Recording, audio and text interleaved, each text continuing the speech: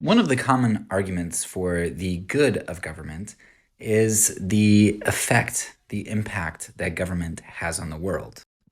Now, let's just put aside for the moment the fact that as Christians, that should be largely irrelevant because morality isn't dependent on outcomes, right? The ends don't justify the means. Nevertheless, we'll put that aside for the moment and look at government's impact on the world. Now, there are a lot of positives that government does do. Things like building roads, which is the thing that a lot of people go to. Maybe in certain countries, providing healthcare or protecting people from businesses, from monopolies, or from businesses exploiting them, and exploiting workers, or for ensuring that businesses provide care for their employees if they're hurt on the job. We might view some or all of those things as goods that the government does. To counter that, I could also take a look at a lot of the bad things that government does. I mean, taxation. Think about the government taking anywhere from 25 to 50 or more percent of your income. And for people who make a small amount, like that's pretty significant in how you can invest in your life and your career and education and food and all that kind of stuff.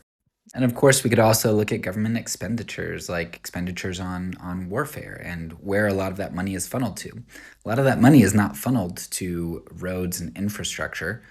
It's funneled, at least in the United States, to war. A lot of weapons which never ever get used, thank goodness, but which end up just being produced and sitting idle and wasted.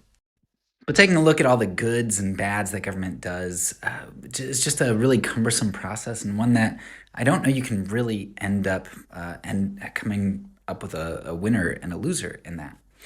However, there is one category that I think surpasses all others in terms of just showing you this one thing that I think shows that government is not a good.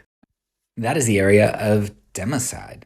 In this episode, we take a look at some of the worst, just a few of the worst events in the 20th century where governments have killed people.